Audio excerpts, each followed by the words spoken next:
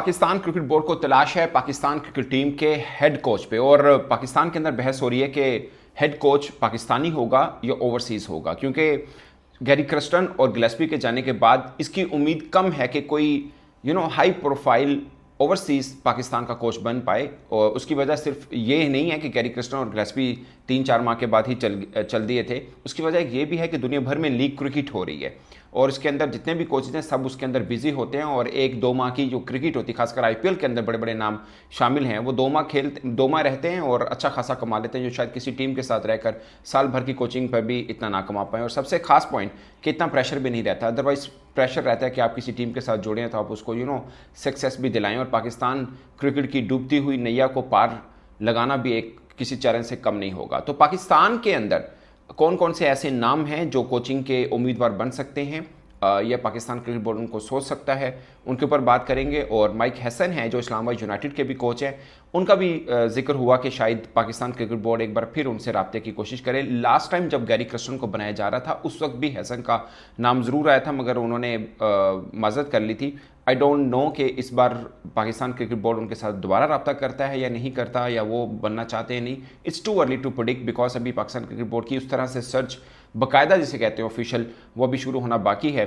अभी पाकिस्तान ने इश्तिहार दिया है और जो लोग हैं अभी सीवीज ड्रॉप कर रहे हैं, बट आई एम श्योर जो हाई प्रोफाइल होगा वो अपनी सीवी ड्रॉप तो नहीं करेगा, पाकिस्तान क्रिकेट बोर्ड खुद नॉक करेगा उनको। बट पाकिस्तान के अंदर कौन कौन से नाम हैं जो कोचिंग के उम्मीदवार बन सकते हैं, वो भी सीवी ड्रॉप करें ना करें या पाकिस्तान क्रिकेट बोर्ड खुद उनसे रब्ता करे ना करे, वो एक अलग बात बनेगी। बट मैं आपको नाम बता देता हूं जो अब तक पाकिस्तान के 2006 से लेकर अब तक की मैं बता रहा हूं, जो तकरीबन 20 बरस बनते हैं पाकिस्तान टीम के साथ कोचिंग में रहे हैं। वैसे पाकिस्तान का एक कोच जिसकी सीवी बहुत स्ट्रॉन्ग है, बट अब उनकी एज बहुत ज़्यादा हो गई है। यानी पाकिस्तान ने 2 वर्ल्ड कप जीते हुए, एक वर्ल्ड कप 2009 जो T20 जीते और एक 1992 वाला जीते। दोनों में जो हेड कोच थे पाकिस्तान के वो इंतखाब आलम साहब थे, बट अब उनकी एज उस तरह की है, जाहिर है वो फील्ड में उस तरह से काम नहीं कर पाएंगे। बट पॉइंट इज़ जो पाकिस्तान के नामवर हैं जो कोचिंग के अहदे पे रहे उनका हम जिक्र कर लेते हैं। उसमें सर फहरिस्त जो तकरीबन 5 मरतबा पाकिस्तान क्रिकेट टीम के साथ मुख्तलिफ पोजीशन पर जुड़े, इवन के फील्डिंग कोच के तौर पर भी जुड़े, वो हैं वकार यूनुस। वो कभी मिसबा के हेड कोच रहे हैं, फिर मिसबा के साथ असिस्टेंट कोच भी रहे हैं। वो बॉलिंग कोच भी रहे, हेड कोच भी रहे, फील्डिंग कोच भी रहे, मुख्तलिफ पोजीशन पर रहे। 2006 से लेकर अभी लास्ट टाइम तक वो पाकिस्तान टीम के साथ मुख्तलिफ टाइम पीरियड में जुड़ते रहे हैं। और उनका मैं आपको टाइम पीरियड बताऊंगा कब कब जुड़े रहे, बट मैं फिर वक्त आपको नाम बता देता हूँ। उसके बाद अभी आकिब जुवैद खैर हुए हैं, फिर हमारे पास यूनुस खान की ऑप्शन है, हमारे पास अजहर महमूद ऑलरेडी टीम के साथ हैं, मोइन खान की ऑप्शन है, मोहसिन अली खान भी पाकिस्तान टीम के साथ कुछ टाइम पीरियड जब वो चीफ सेलेक्टर थे तो इंटरम हेड कोच बने थे। एक अब्दुल रहमान है जो मुल्तान सुल्तान के साथ हैं, वो भी पाकिस्तान के साथ 2 सीरीज़ के लिए आर्जी तौर पर हेड कोच रहे हैं। इसके अलावा यासिर अराफात पाकिस्तान टीम के साथ रहे, यूनुस खान रहे, मिसबाहुल हक रहे, ये वो सब नाम हैं। अब्दुल रज़ाक भी एक असाइनमेंट के लिए पाकिस्तान टीम के साथ है। मैं सिर्फ उन नामों का जिक्र कर रहा हूँ जो पाकिस्तान टीम के साथ जुड़े हैं, और इनमें से कौन से हम जाहिर है इन्हीं नाम में से कोई दोबारा लिए जा सकते हैं। मोहम्मद यूसुफ बैटिंग कोच के तौर पर वे भी खैर हैं। तो ये वो नाम हैं जो पाकिस्तान के अंदर मौजूद हैं जो कोचिंग के दावेदार हैं। अगर मैं कोई मिस कर गया तो प्लीज़ लाजमी मुझे बताइएगा। ये वो सब नाम हैं। मैं शुरू करता हूं। 2006 में Waqar Younis as a bowling coach team Pakistan के साथ आए थे बॉब वुल्मर के साथ, 2006 की मैं बात कर रहा हूं। और 2007 में सलीम अल्ताफ़ साहब जो पाकिस्तान क्रिकेट बोर्ड के अहदेदार थे उनके साथ फड्डा हुआ और फिर वो चले गए। दिसंबर 2009 में वकार यूनुस फिर पाकिस्तान के बॉलिंग कोच और फील्डिंग कोच के तौर पर आए और इंतखाब आलम टीम पाकिस्तान के उस वक्त हेड कोच थे। आकिब जुवैद भी पाकिस्तान टीम के साथ जुड़े हुए थे। ये 2009 वो है जब इंतखाब आलम पाकिस्तान टीम के हेड कोच थे और पाकिस्तानी यूनुस खान की कप्तानी में T20 वर्ल्ड कप जीता था। मार्च 2010 में वकार यूनुस फिर हेड कोच के तौर पर आए थे और इस टाइम पीरियड में बहुत चीज़ें हुई थी ये 2010 में, क्योंकि उसमें T20 वर्ल्ड कप भी हुआ था पाकिस्तान जिसमें सेमीफाइनल खेला था। सबको माइक हसी के नाम से वो याद है, क्योंकि माइक हसी ने जब 18 रन चाहिए थे तो सईद अजमल को 18 रन कर दिए थे। मगर बहुत कम लोग शायद इस चीज़ को समझते हैं कि उस वर्ल्ड कप में पाकिस्तान सिर्फ 2 ही मैच जीता था। एक ग्रुप में 1 मैच जीता था और सुपर 8 में 1 मैच जीत के हमने सेमीफाइनल के लिए क्वालिफाई कर लिया था। उसकी वो पोजीशन कुछ इस तरह की थी और फिर सेमीफाइनल हम हार गए थे। बट वकार यूनुस की कप्तानी में हम सेमीफाइनल खेले वर्ल्ड कप 2010 का। ये मैं सिर्फ इसलिए बता रहा हूँ। फिर उनकी सबसे मुझे जो लगती है बड़ी अचीवमेंट वकार यूनुस की एज ए कोच, वो 2011 वर्ल्ड कप का सेमीफाइनल था जो भारत के खिलाफ हम मोहाली में खेले और हम हार गए थे। और इस बीच में वकार के अफरीदी के साथ जो कप्तान थे उनके साथ इख्तलाफात हुए। मैं आपको बता रहा हूँ, जब भी वकार यूनुस आए उनके किसी न किसी के साथ इख्तलाफात हुए और वो अपने ओहदे से फारिग हुए हैं। तो इस बीच में उन्होंने वकार यूनुस के साथ इख्तलाफ हुए। और इनकी सबसे बड़ी एक और कामयाबी जो बायलैटरल सीरीज़ की हम माने तो पाकिस्तान ने न्यूजीलैंड के अंदर जाके न्यूजीलैंड को टेस्ट सीरीज़ हराई थी। ये एक बड़ी आप कह सकते हैं है। और दूसरा साउथ अफ्रीका के खिलाफ 0-0 हमने टेस्ट सीरीज ड्रॉ की थी। तो ये है। फिर 2012 में मोहसिन हसन खान साहब इनके जाने के बाद 2012 के स्टार्ट या 11 के एंड था, मोहसिन हसन खान साहब आए थे। श्रीलंका में हमने टेस्ट, वनडे, T20 तीनों सीरीज जीती। T20 शायद एक मैच खेला था, बट टेस्ट वनडे हमने सीरीज जीती थी। और इसके अलावा हमने बांग्लादेश टूर भी जीता था। और इंग्लैंड के खिलाफ हमने इंग्लैंड तब आई थी जब वो ऐसी जीत के आई थी, और हमने यूएई के अंदर 3-0 से टेस्ट सीरीज हराई थी, मगर हम फिर वनडे सीरीज 5-0 से हार गए थे। उसके बाद उनको ओहदे से फारिग कर दिया गया था।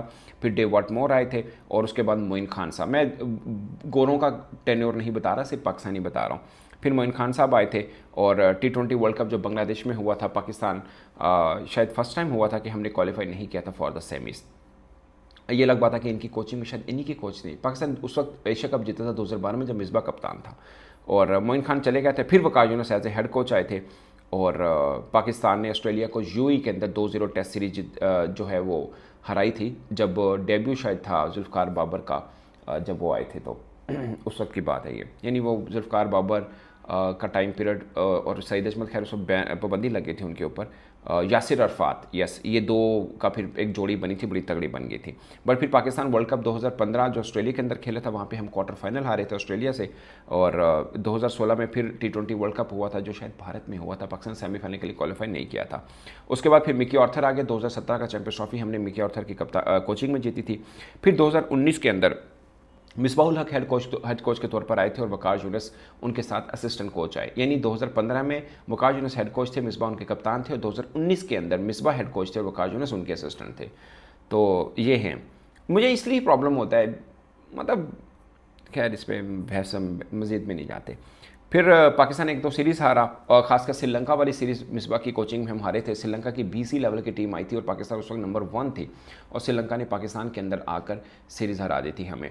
और मेन पॉइंट ये था कि पाकिस्तान उस श्रीलंका की उस टीम में सिर्फ उनके खिलाड़ी ही BC लेवल के नहीं थे, उनकी टीम मैनेजमेंट भी BC लेवल की थी। यानी उनकी कोर जो टीम मैनेजमेंट थी वो भी नहीं आई थी। तो ये हुआ। उस बीच में हम इंग्लैंड भी गए थे, आपको याद होगा जब कोविड चल रहा था, इंग्लैंड के कुछ 7-8 खिलाड़ियों को कोविड हो गया था, और फिर उनकी भी BC लेवल की टीम खेली, उन्होंने भी हमें मारा था। फिर हम न्यूजीलैंड गए थे, वहाँ से भी हम हार के आए थे। तो इस तरह का सीन हुआ था। फिर सकलैन मुश्ताक को पाकिस्तान का हेड कोच बना दिया गया। सकलैन मुश्ताक की कोचिंग में पाकिस्तान ने 2021 T20 वर्ल्ड कप का सेमीफाइनल खेला, 2022 T20 वर्ल्ड कप का फाइनल खेला था। और उसके बाद न्यूजीलैंड वाली ही जो सीरीज़ थी वो उनके लिए लास्ट रही। अच्छा, इनकी पहली सीरीज़ भी न्यूजीलैंड वाली थी, जब न्यूजीलैंड पाकिस्तान में आई थी और बगैर खेले वापस चली गई, जो उनको थ्रेट आई थी। बट आखिरी सीरीज़ भी वही थी न्यूजीलैंड वाली। इस बीच में अब्दुर्रहमान भी पाकिस्तान के हेड कोच बने थे, शायद न्यूजीलैंड वाली सीरीज अब्दुर्रहमान कोच थे, यस। उनकी अब्दुर्रहमान जो मुल्तान सुल्तान के साथ हैं, वो इंटरिम कोच बने थे 2 सीरीज़ के लिए। एक जब शादाब खान को कप्तान बना के हमने यूएई भेजा था, जहाँ पर शारजा में एक्चुअली में, जहाँ पे अफगानिस्तान के खिलाफ हमने 3 T20 मैचेस की सीरीज़ खेली थी, और वो सीरीज़ अफगानिस्तान 2-1 से जीता था। शादाब खान कप्तान थे और अब्दुर्रहमान हेड कोच थे। शायद फिर उसके बाद न्यूजीलैंड वाली सीरीज़ थी जो 2-2 से बराबर हुई थी। उसके बाद मोहम्मद हफीज़ को डायरेक्टर बना दिया था ज़का अशरफ साहब ने। मोहम्मद हफीज़ की डायरेक्टरशिप में हमने ऑस्ट्रेलिया का टूर किया था। 3 टेस्ट मैच हम 3-0 से हारे ज़रूर थे, मगर आखिरी 2 टेस्ट मैच बड़े फंस के हुए थे। शायद दोनों मैच हम जीतने के पोजीशन में थे, बट हम हार गए थे। फिर हमने न्यूजीलैंड का टूर किया था, 5 T20 मैचेस, शाहीन अफरीदी कप्तान थे, वो भी हम 4-1 से हार गए थे।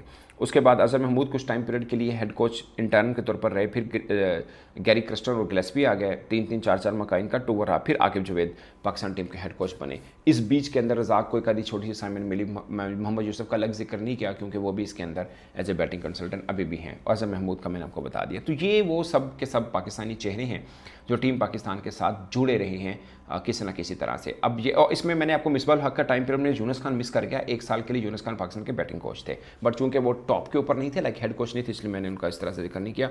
मगर यूनुस खान जो हैं वो पाकिस्तान के बैटिंग कोच के तौर पर तकरीबन 1 साल के लिए काम करते रहे। और उस बीच में अब्दुल्ला शफीक बे, सऊद शकील और ये वो 2-3 बड़े बड़े नाम आए थे, यानी अब जो पाकिस्तान के लिए खेल रहे हैं लगातार, उनका मैं जिक्र कर रहा हूँ। तो ये है दोस्तों ओवरऑल पाकिस्तान के। यानी आपके पास मिसबा है ऑप्शन, आपके पास यूनुस खान है, आपके पास मोहसिन अली खान, शायद वो भी शायद एज प्रॉब्लम उनका भी होगा कि फील्ड के अंदर एज ए कोच। बट वैसे मैं आपको बता रहा हूँ जो करते रहे। वकार यूनुस अगेन कुछ 5 दफ़ा या 6 दफ़ा पाकिस्तान के साथ जुड़े रहे हैं वो। तो ये हैं ओवरऑल जो नाम पाकिस्तान के हैं। अब अगर पाकिस्तान के अंदर ही आते हैं, आपके पाकिस्तान का कोच बनाए, तो उनको हटाया क्यों था जब हटाया था वो सोच लेना बहुत ज़रूरी है। और दूसरा, अगर गैर मुल्की को लाना चाहते हैं तो गैर मुल्की आई डोंट नो कि कौन सा नाम है जो पाकिस्तान के साथ आना चाहेगा अभी एट द मोमेंट। ये नहीं है, पाकिस्तान एक बड़ा देश है, एक बड़ी टीम है, मगर जो पाकिस्तान क्रिकेट बोर्ड का सिस्टम है, और सबसे एक बड़ा पॉइंट जो शायद बहुत कम लोगों के जहन में हो, कि जो खबरें चली थी कि मोहसिन रज़ा नकवी साहब, वैसे तो वो बड़े अथॉरिटेटिव और पावरफुल मैन है पाकिस्तान के अंदर, मगर खबरें चली कि चूंकि उनके ऊपर दोहरी नहीं बल्कि मैं कहूँगा तहरी रिस्पॉन्सिबिलिटी है उनके ऊपर, तो शायद उनसे क्रिकेट बोर्ड वाली रिस्पॉन्सिबिलिटी वापस ले ली जाए। बीच में पॉलिटिकल जर्नलिस्ट ने ये खबरें दी थी, खैर वो अभी भी पाकिस्तान क्रिकेट बोर्ड के सरबराह हैं।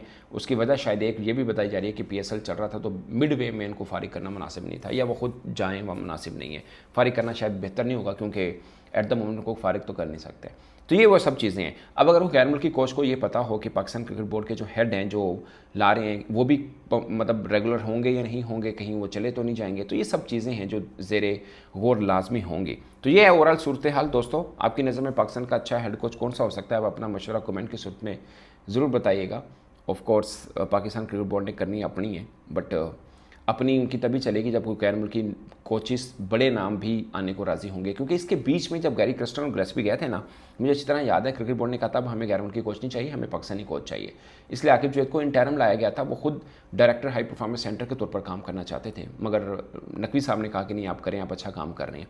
और मुझे याद है उस वक्त ऑफ द रैकेट, मैं ऑफ द रैकेट इसलिए कह रहा हूँ, डायरेक्ट सिर्फ मैं नहीं, बाकियों से भी बात करते थे आकिब जुवैद, कि जब सब उनका नाम लेते थे, आकिब ईरा और आकिब बॉल और ये वो, तो उन्होंने बोला जब हारेंगे ना तो ये लोग मुझे बड़ा, उस वक्त मैं जलील भी होऊंगा। जो कि अब उन लोगों ने उनके बारे में बहुत सी बातें भी की कि अब बुरी तरह से नाकाम हुए ऐसे कोच। खैर वो कभी भी हेड कोच के तौर पर करना नहीं चाह रहे थे, वो चाह रहे थे कि मैं डेवलपमेंट का काम करूं, और अभी भी वो शायद डायरेक्टर हाई परफॉर्मेंस सेंटर ही में मतलब काम करें, जो कि बेहतर है पाकिस्तान। मुझे नहीं लगता पाकिस्तान में उनसे अच्छा कोई डेवलपमेंट के ऊपर काम कर सकता है। या एक हाजी अकरम साहब हैं जो पेशावर ज़ल्मी के साथ जुड़े हैं, वो भी अच्छे हैं, वो वैसे अकेडमी में काम करते रहे हैं, बट डेवलपमेंट के ऊपर शायद मुझे लगता है आकिब जुवैद का स्कोर थोड़ा ज़्यादा ही होगा।